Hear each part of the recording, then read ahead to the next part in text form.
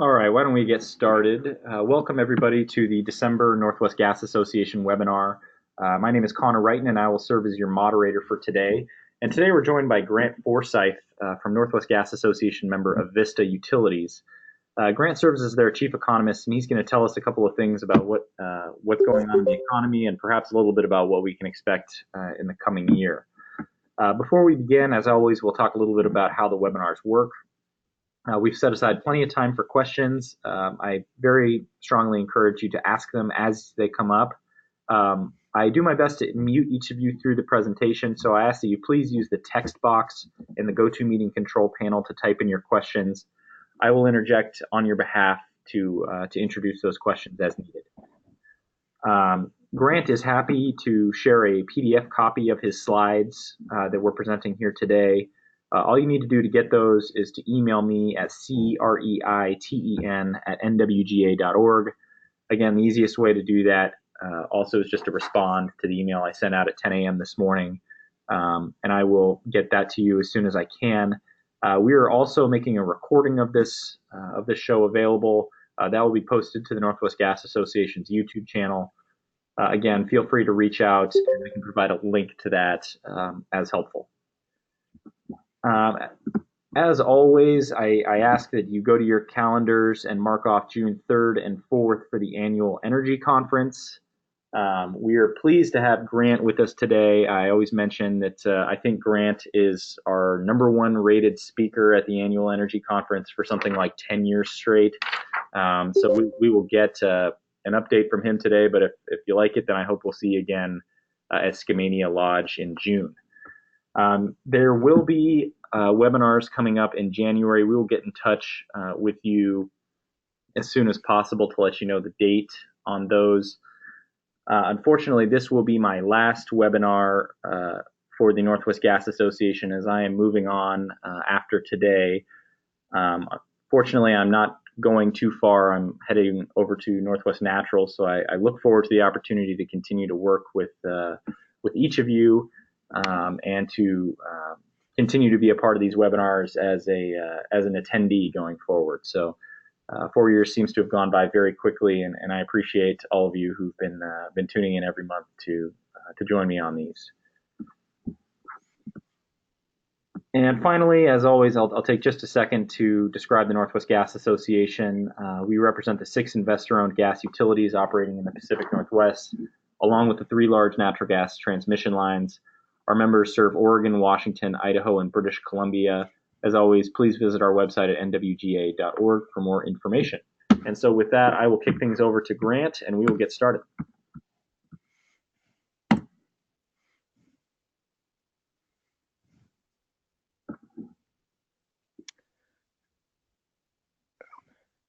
All right, perfect. Thanks, Grant. Yep. Good morning, everybody, and thank you for joining in today. I like to think, just like eggnog, the dismal science is a great way to start the holiday season. So the title of my presentation today is U.S. and Canadian Economic Outlook. The consumer is key. And the first slide, oops,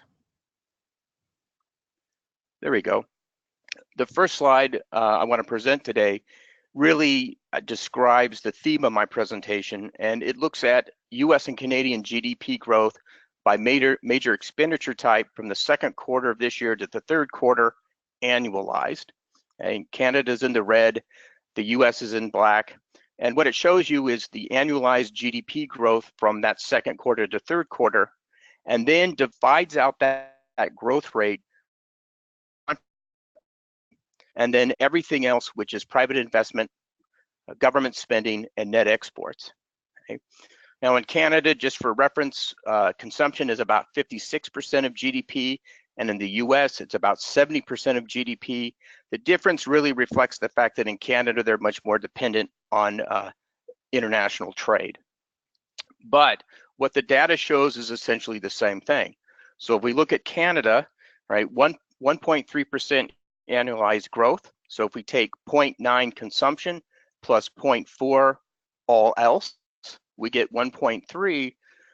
We can do the same thing for the US, and what we see really is that consumption is the one thing right now in North America that's really pushing this very prolonged expansion forward, okay?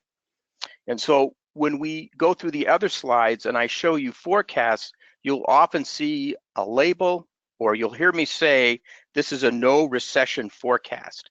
And that essentially means that consumption holds up, because at this point, it's only consumption that's really keeping the North American economy out of a recession. Okay. Now, one of the risks, I think, to households faltering going forward, and maybe even an increased weakening of business investment, is policy uncertainty. Okay. So what we're looking at here in this particular graph is the policy uncertainty index from the Economic Policy Uncertainty Project. And what it does is it goes out and it's called news-based. So they have a digital way of looking at words or phrases in major newspapers that relate to policy uncertainty in Canada, the light red line, and the US in the black line. And it's benchmarked to an index of 100. So if you're above 100, you're getting into a higher than average amount of policy uncertainty in either Canada or the US. And please note how highly correlated the two are, right? And that reflects how closely connected US and economic policy really is between the two countries. In other words, we're really kind of connected at the hip, okay? Now, if you go forward and it ends in October 2019, what you can see is we really have an unprecedented amount of policy uncertainty right now. One of the things really driving this is the trade war. The trade war is causing a lot of policy uncertainty, which is translating into equity market volatility and a pullback in business investment, which we're actually already seeing if you go back to the previous slide. Okay, so my concern here is, as this policy uncertainty continues, it's going to potentially produce outcomes like equity market volatility that causes households to pull back, maybe in an additional pullback of business investment. Also, just to remind everybody, as if you couldn't forget, we have US elections coming up. It's a presidential election year. That could also introduce policy uncertainty that could cause households to pull back.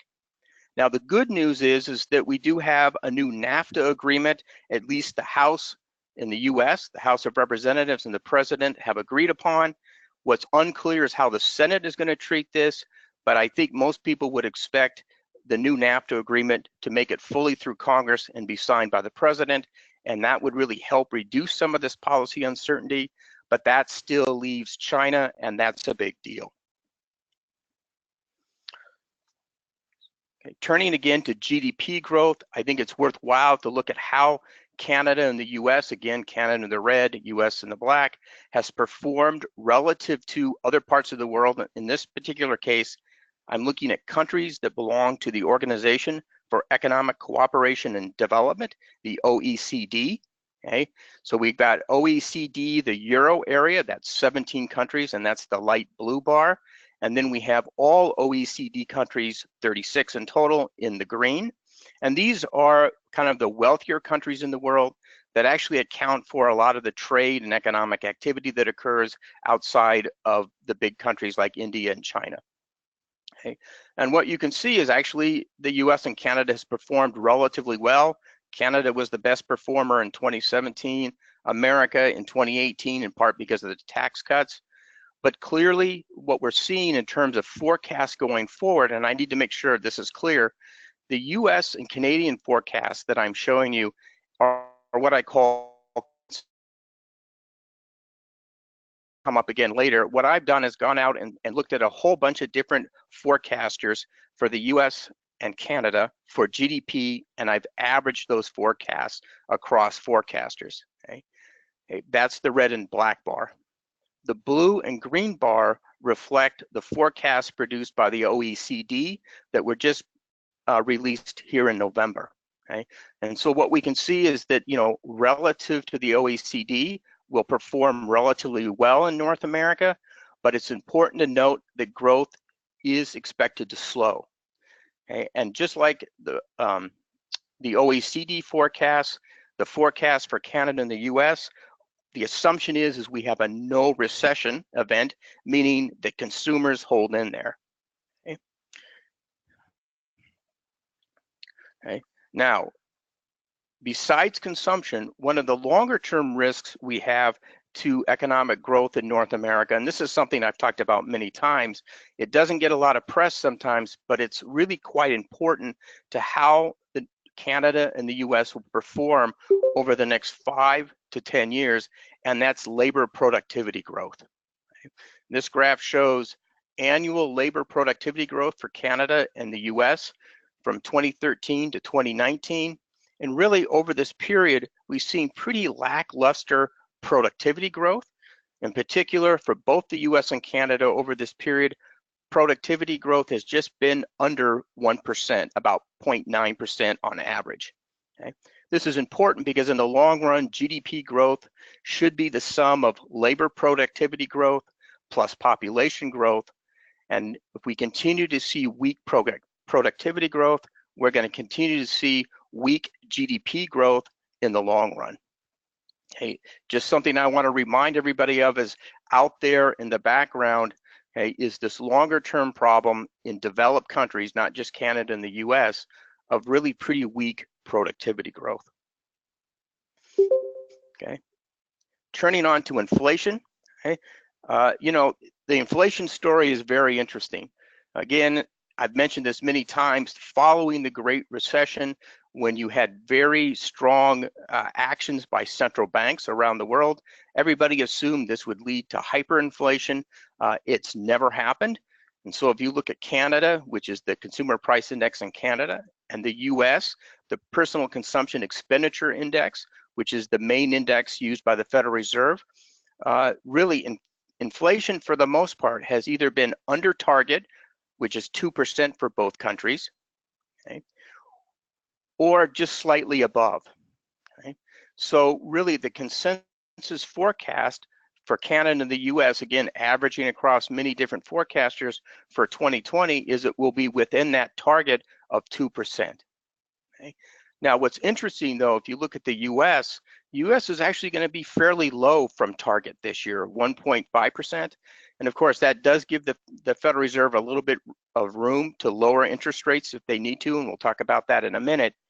But one of the things that I've been reading is the Federal Reserve is maybe going to take a look at how it's doing inflation targeting and thinking about the possibility of maybe for certain periods of time, allowing inflation to run above that 2% target. Now, you know, how they're discussing it, when they might implement this, or if they implement it, is really unclear at this point. If you follow central banks, they don't act radically, but apparently there's some growing concern in the US that we could fall into a trap like where you have in Japan, where you have relatively low GDP growth and relatively low inflation way below target. And so the question is, do we need to change that target and the way it's managed, in particular, the way the 2% target is managed? So more on that. Jerome Powell has been a little bit quiet about, you know, exactly how they're going to look at this, but it's just something to be aware of. But again, the inflation outlook still about 2%. So that leads nicely into a discussion about what's been happening to policy rates. That is the US federal funds rate in the US and the Canadian target overnight rate. These are the main policy rates for the US Federal Reserve and the Bank of Canada. Okay?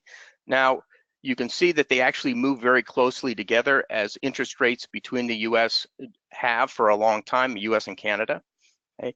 But it's interesting to note, really, Canada has actually been on hold since October 2018. They just recently had a policy meeting and have stayed on hold at that 1.75 level, okay? Whereas the US continued to raise rates and then very quickly went through 3 cuts in 2019, so that we're now down to just over 1.5% for the effective federal funds rate. Hey, Grant, this Yes. is Dan Kirshner. We had a question a couple of minutes ago on one of your prior slides. Okay. Asking what makes labor productivity weak. You know, that is actually one of the great mysteries at this point. It's a good question. It's come up actually at the Northwest Gas Association. And the truth is, nobody has really come up with a clear explanation of why productivity growth has become so weak, especially in US and Canada following the Great Recession. There are multiple theories out there about why that might be. Everything from the kind of investments that we're having in technology are much more marginal compared to what we've seen in the past, so you don't get that big productivity boost. Okay? To other explanations may be connected to demographics as both the US and Canada age. But the reality is nobody's quite sure about why that's happening. It's one of the great mysteries, and it's producing, I suspect, a lot of PhD dissertations. So going back to the slide on rates here, so both central banks, okay, in terms of the Bank of Canada and the Federal Reserve, are signaling that they're on hold, or if you prefer, taking a pause. But remember, that's entirely data conditional, all right? So I wouldn't necessarily assume that means no matter what, they're not gonna raise rates over the next 12 months or lower rates over the next 12 months. It just simply means that going forward, they're gonna be much more data driven, okay, in terms of where they take rates. Now, what's interesting, if you look at the Chicago Mercantile Exchange, which trades futures contracts on the federal funds rate, okay, and that kind of gives you an idea of the expectation of where investors think rates are really going to go. Right? You can see that as of this morning, the expectation is, or the bias is, the potential rate decrease sometime in 2020, maybe towards the end of 2020, of about 0.2%. Now, yesterday that was 0.25%, which is a typical rate change for the Federal Reserve. So, and what I've discovered as I've watched this over the weeks is that as information about the Chinese trade deal changes, the expectation of that rate change also changes. And so we got, at least in theory, some good news that they might be making progress on it. So the market has gone from a 0.25% expected decrease by the end of 2020 to 0.2, which means that maybe the market is a little bit more convinced the Fed will be on hold. But remember, the fact that it's downward sloping means the market isn't fully convinced that interest rate declines are on hold. Now, one last thing, I mean, I know that many of you probably follow sports very closely. I, on the other hand, follow central banks very closely. And one thing to be aware of, and I think it is important, because the individuals who run these central banks have a very big influence on what monetary policy is going to be going forward. And we're actually seeing a changeover in leadership occurring across major central banks. So in particular in Canada, you see Stephen Poloz, he's the current governor, will be exiting very soon. And many people think his deputy governor, Carolyn Wilkins, will take over from him. Okay. Mario Draghi has left the European Central Bank, and Christine Lagarde has taken over. She's the former head of the IMF. Okay. Also in England, we see Mark Carney about to leave, and a lot of speculation about who's going to replace him. So just be aware that central banks right now are going through a lot of leadership changes, and that's worth watching because, again, those leaders have a big influence on the direction of monetary policy. Real quick too, just a quick look at long-term rates. This is the 10-year rate in the US and Canada. You can kind of see since 2016, we saw 10-year rates creep up. We saw an improving growth outlook, some central bank increases, especially in the United States. And then we saw the Fed lowering, okay, because of growth concerns. And then the 10-year, both countries start to come down. You notice they're highly correlated. That's the connection between US and Canada. But what I want to just highlight is that we're now back to a situation where if you look at the expected inflation rate, which is the target 2% rate in US and Canada, what you can see now is that long-term rates are again in real terms negative. Okay? And it's just worth noting that, you know, we've seen interest rates struggle to rise above the rate of inflation. And so we're now back to the situation where longer term rates, in this case 10-year rates, if you subtract off expected inflation from the nominal interest rate, we're back to negative real rates for long-term instruments. Okay, looking more regionally, okay, now we're going down. This is showing employment growth, okay, non-farm employment growth in the Pacific Northwest. California, I like to talk a little bit about California, or at least discuss it briefly because it's such an important player in the US and Western growth. And then of course the US in black, okay? So the really important thing to note here is that actually employment growth in the US as a whole has been slowing since 2015. That's also the case for California, and Pacific Northwest growth has actually been slowing since 2016, okay? So I think now that we have a little bit of perspective in this extremely long expansion, it appears that in some ways, in terms of employment growth, the economy really peaked in that 2015-2016 period, and we've really seen a gradual decline in employment growth ever since. For 2019, okay, the Pacific Northwest, 1.9%, very respectable, but that's probably the lowest growth we've seen since 2012. Kind of a similar situation for California, which will come in at about 1.6%, which is the same as the US. So going forward, what do I expect? Well, assuming consumers hold in and we have a no recession environment, we should see probably growth in the Pacific Northwest, Washington, Idaho, and Oregon decline to about 1.5% in 2020, with US growth, and this forecast for US growth is actually from the Federal Reserve Bank of Philadelphia survey of forecasters, will be about 1.1%, okay? If we do get into a serious weakening of consumer spending, then really I could see growth anywhere between 1.5% to 0.5% for the US, for California, and the Pacific Northwest. Okay. It is worth pointing out though, if you were to break the three states out, clearly Idaho is still the fastest growing state in the Pacific Northwest, and by various measures, it's probably, if not the fastest, one of the fastest in the whole US. If we take a similar look for Canadian employment growth, a little more volatility in Canada in terms of employment growth. So BC is in the red, black as Canada as a whole.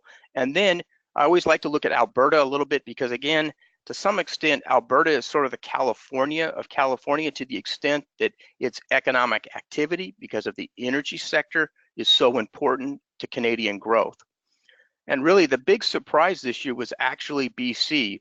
The forecast that I looked at when I did the Northwest Gas Association in June was they were much lower than 3.1% for 2019. What happened is that there was a huge surge in service sector employment, right, across the entire service sector. So that big gain that we see for BC really reflects the service sector and not the goods producing sector. Canada itself actually put in a pretty respectable 2.2%, which again, I think is slightly above what people were forecasting at the beginning of the year. And of course, then we have Alberta, which has never really fully recovered from the energy crisis in 2016.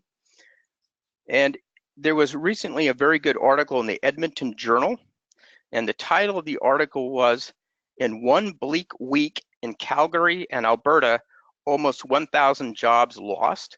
And really the crux of the article is that Alberta is really struggling to recover from the energy crisis, and they're starting to see job losses not just in the private sector there, but also the public sector.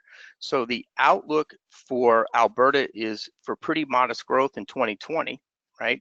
But what's interesting is that's the case for not only for Alberta, but also BC and Canada as a whole. Surprise again, there seems to be maybe more momentum there than forecasters have been able to capture in the past. Okay. Now, the last two slides, I always like to be efficient when I give these presentations, so I think I'm making pretty good time. This last slide, and I regret a little bit how I put this together, so you have to bear with me a little bit. And if you do, I think it's interesting, the results of this. So what we see here is year-over-year employment growth for the months August through October. It's a 3-month period, August to October. So I'm comparing August to October 2019 to the same months in 2018. And we can see US and Canada there on the far left. And then we see the large metro areas in both Canada and the US in the kind of the Western Pacific Northwest area. Okay. Now I'm going to click here, and these numbers up above, okay, these are the year-over-year employment growth numbers for first quarter 2019, so the start of the year, January through March. Okay.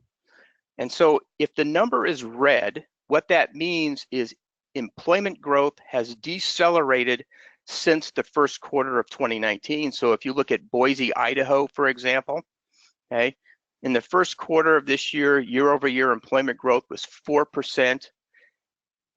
In the August to October period, it had fallen to 2.8%.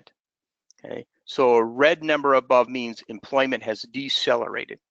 Okay, a blue number means there's been some acceleration since first quarter, and then a black number means employment growth is about the same between the two different time periods. Okay, and what you're seeing here is a little bit of mix. There's been some acceleration, some deceleration, but generally speaking, these employment numbers look pretty good. If we switch to the smaller metro areas, we get a little bit different story, and I think it's maybe some sign that we really are slowing, starting with the smaller metro areas, and in particular in Washington. Okay, so this is the same slide, same idea, but just smaller metro areas. Red is for Canada, blue is for Idaho, the yellow is Washington, and the green is Oregon. And then at the far left, we have US and Canada again. And so again, if we look at the numbers from first quarter 2019, okay, the red means the same thing. It means employment growth has decelerated as we've gotten towards the end of the year. What I'm starting to see is that some of the metro areas are starting to slow, meaning employment growth has decelerated, or employment growth has remained low from the first quarter of 2019. Okay. We're seeing a little bit more acceleration occurring in Idaho, again reflecting that strength in Idaho, and also some pretty good strength in the smaller metro areas of Canada. Okay. But my concern is on the US side is there's some evidence here, I think, that employment growth, which has been pretty robust in these smaller metro areas, is maybe starting to weaken a bit as we go into 2020. So towards the end here, let's talk about takeaways. Okay, just to reiterate, household consumption is the key to no recession in 2020. If that falters, we're going to be very close to a recessionary kind of environment. Okay, even if households don't falter, GDP growth is expected to be slow in 2020, certainly slower than we've seen it in a while. Policy uncertainty and slowing external growth are near-term risk. Productivity is a long-term risk. Inflation remains in check, but there's increasing concerns that the risk on inflation is on the downside, meaning inflation running way below target. And so it'll be interesting to see how central banks maybe adjust their policies for that risk. Again, trying to avoid the trap that we see in Japan. Central banks being on hold is completely data conditional. US futures markets are still pricing in one more roughly 0.25% decrease in 2020. It fluctuates on a day-to-day basis, depending on information regarding to the trade conflict with China. Regional growth is also expected to slow in 2020. US Pacific Northwest employment growth peaked in 2016 and has been slowing since then. Okay, with that, I'll now open it up to any questions. Great, thank you, Grant. Just want to remind everyone in the audience one more time, the GoToMeeting control panel has a chat box function. Please go there to ask your questions. We'll leave a couple of minutes here for folks to get their questions in. In the meantime, Just one more time, I want to thank you, Grant, for doing this. As always, very interesting and very interesting for us, not just as an industry, but just as citizens here. It's really fascinating. So again, get your questions into the chat box, and we will give you just another 60 seconds or so to get those registered.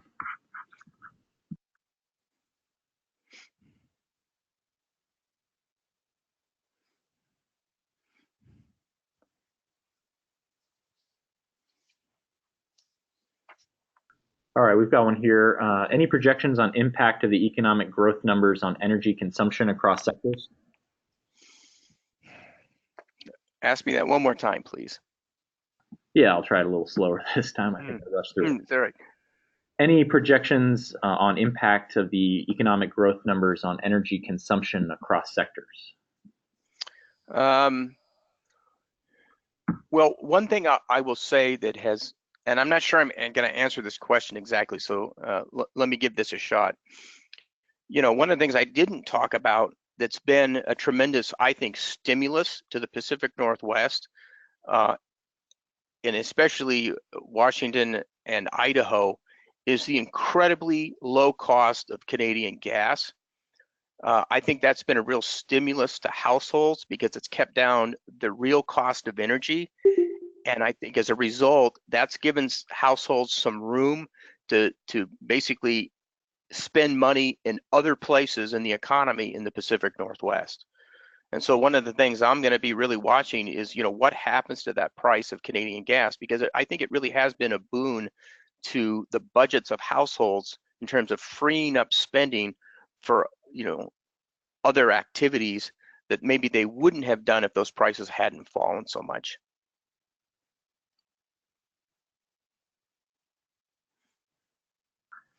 Great. Well, thanks again, Grant. Unfortunately, it looks like there is not another question to give me an opportunity to read it at a normal human speed. Okay, that's all right. But yeah, really appreciate the presentation. And for everyone else, we will have Dan Kirshner on in January, presenting on the Northwest Gas Association's report. So we will see everybody then, and we will get information out there as soon as we can about registration there. And I will hope to see each of you also at the annual energy conference in June. And again, want to thank everybody for logging in. Thank you, everybody.